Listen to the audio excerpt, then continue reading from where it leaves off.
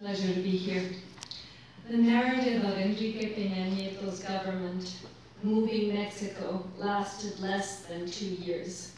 The triumphant headlines, the celebratory media coverage, the endless applause, the president who was going to save Mexico, as the cover of Time magazine heralded.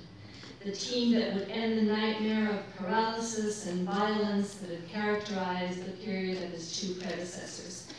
That was the way many spoke, celebrated, endorsed, but it seems that the era of collective adulation has come to an end, exemplified by the increasingly critical international press coverage of his administration and the fact that Peña Nieto today has the lowest approval rating of any Mexican president in the last 20 years. Today, the narrative is not about reforms, it is about regression. It is not about Mexico moving forward, but about Mexico moving backward. Because of the assassination and attempted cover-up by the government of civilians in Tlatlaya, because of the 43 allegedly incinerated students in Ayotzinapa, because of the conflict of interest cases that underscore the growth of deep-rooted corruption that the government has denied or ignored, because the price of oil is dropping, the peso is devaluing, and the Peña Nieto government is faltering in its response to a crisis of confidence it doesn't even believe exists. In the weeks after Ayotzinapa, the president seemed dumbstruck, paralyzed, without leadership, without proposals, without government decisions to defend or actions to carry out. What we saw was a government that knew how to market its image, but not how to defend it. A government that knew how to save Mexico by negotiating structural reforms, but not by preventing deaths. Along with the not surprising discovery that Mexico simply does not have a justice system, as Alejandro Madrazo has underscored, that can investigate, identify, prosecute, rely on DNA samples, solve murders, or prevent them.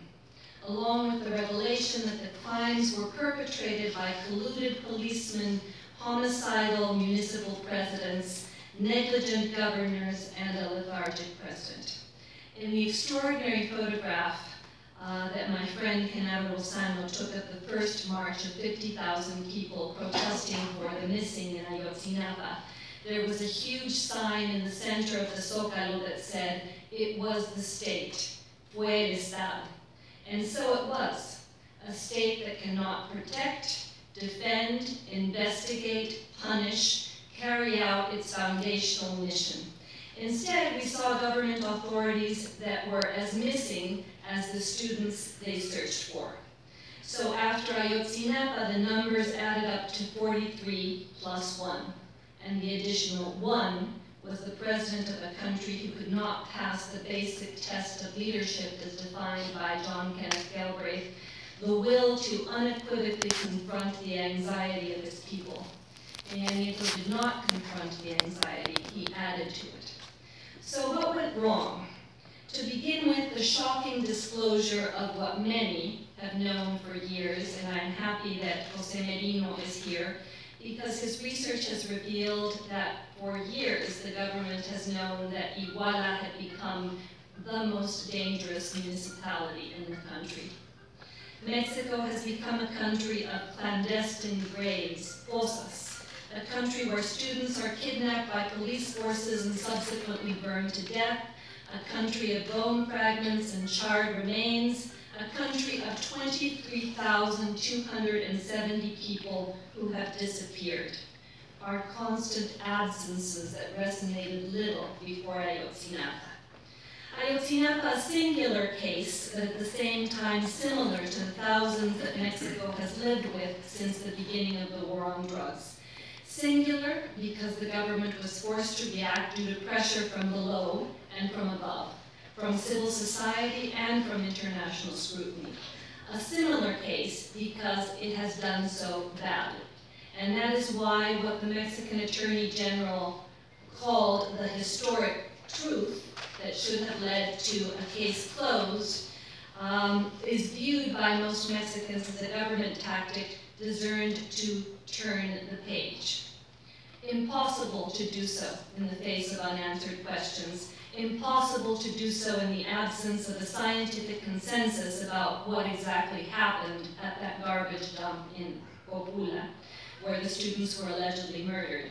Impossible to do so in the light of inconsistent statements given by those who were involved, many of whom their confessions were extracted by torture. Also because after more than 6 months after the incident, the Mexican government has not been able to detain all of those presumed guilty.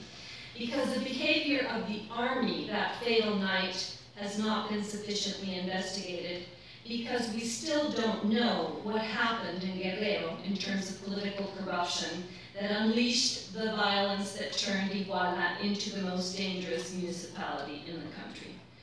Impossible to turn the page because the Argentine forensic team that was brought in to advise on the case has disputed the investigation presented by the Attorney General's office. Now, despite the specificities of the case, Ayotzinapa reveals a pattern. Ayotzinapa already occurred and continues to occur for thousands of Mexican families in search of a lost son, a kidnapped daughter, a father no one can find.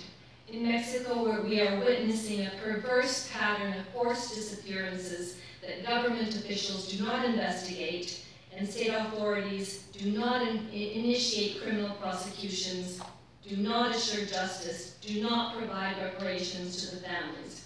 A perverse pattern of impunity that generates incentives for more kidnappings and for more people at risk.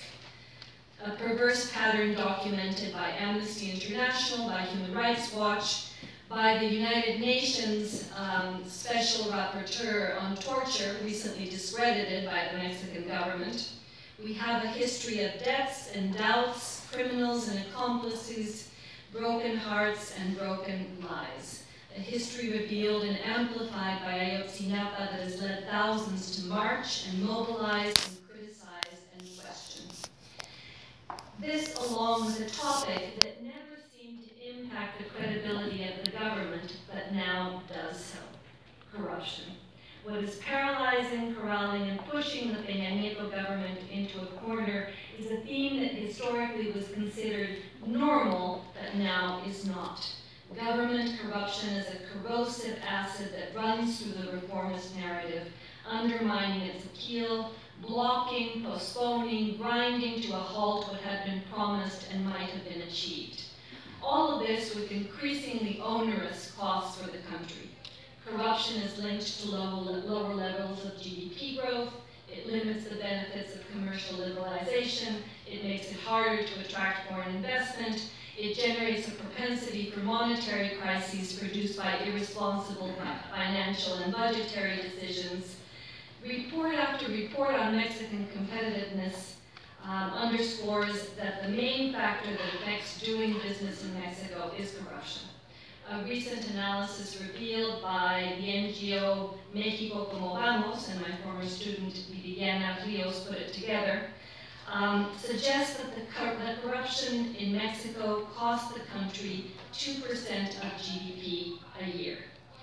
And how has the Peña Nieto government responded to these confluence of factors? Ayotzinapa, La Playa, disappearances, corruption, and the economy grinding to a halt. Ineffectively and tardily, underestimating the problems or exacerbating them. Because the White House scandal and the Malinalco House scandal are defining issues for Mexico. They don't have to do with whether the First Lady was an extraordinary actress whose talent deserved a $10 million bonus from Televisa. They have to do with conflicts of interest between the government and its cronies, with the shady links between a powerful television network and political power, with the way in which public licitations for public goods take place and how they are arbitrarily revoked. The scandals have to do with the way in which political and economic power is used and shared and exercised in Mexico. moving in a regular fashion, in an opaque fashion, in a discretionary fashion, without accountability. And that's why until recently the PRI had walked the approval of the national anti-corruption system that civil society was pushing for. That is why the PRI doesn't really want an autonomous special prosecutor for corruption cases.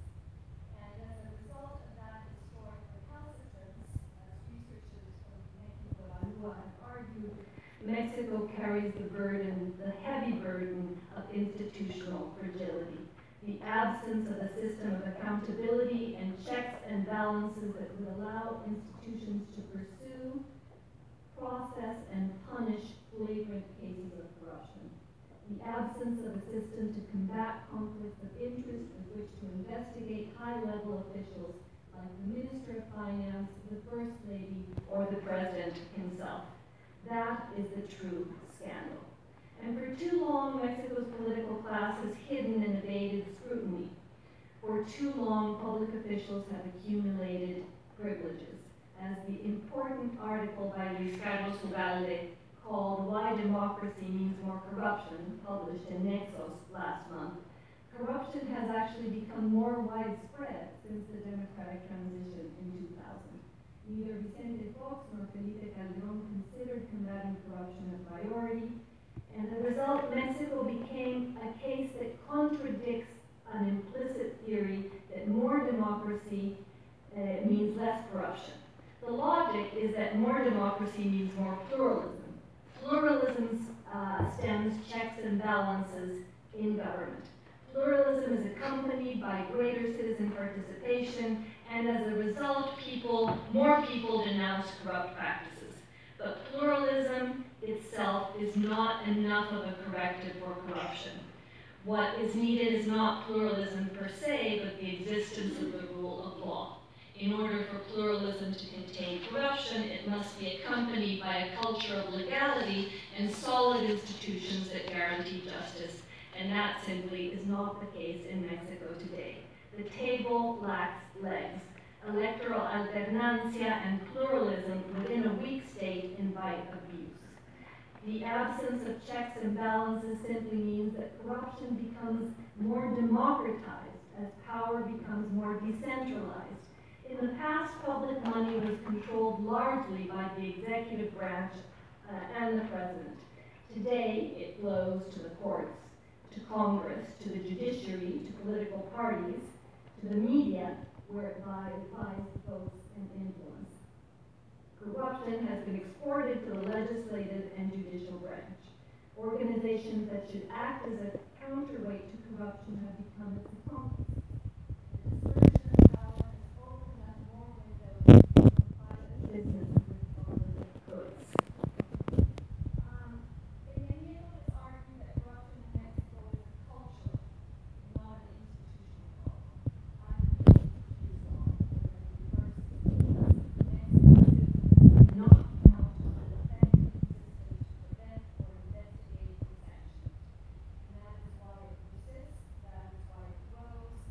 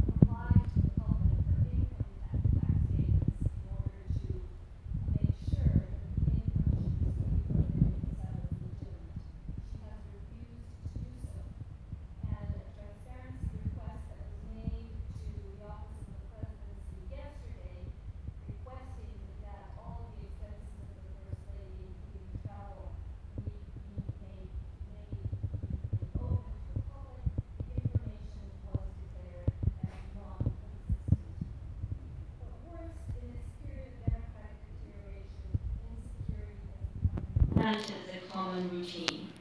There it is. Punctuality of death in Ayotzinapa in the state of Mexico, infamous for the number of women who have been murdered in the past.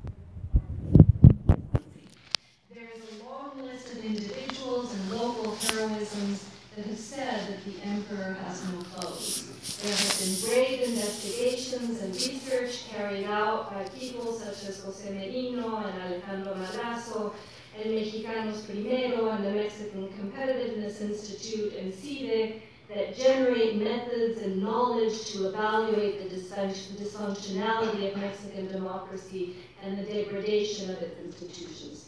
There have been student movements, such as Yo Soy 132, that demand more than what the government offers and are not willing to settle for less. But this has been insufficient. The root of deterioration continues unabated, because those who have power refuse to share it in a different fashion, because the fundamental actors remain the same, because it is now clear that a vote for the PRI was indeed a vote for the past. And the only thing that remains is to keep on demanding, keep on treading the root of the insufficient until it becomes sufficient. Take advantage of the social media as an alternative medium for democratic action, particularly in light of Carmen Aristegui's removal from Mexican radio. Demand freedom, conscience, respect. Declare that we are tired of the unending violence, the lack of respect for our intelligence from institutions such as the Attorney General's office, from the TV networks that pasteurize reality, from political parties that remain in corrupt and obstinate control of our political life. In other words, transition to an active life as citizens in every sphere. Recover public spaces that have been stolen from us. Learn how to be full-time citizens, and this is slowly happening in Mexico today. Because along with the collapse of the Mexican moment narrative, another more hopeful and optimistic one has been emerging. But it is not being written by the Mexican government, but by the Mexican people. Those who have taken to the streets and to the internet, who are turning into what Ai Weiwei, the dissident artist in China, called obsessive citizens.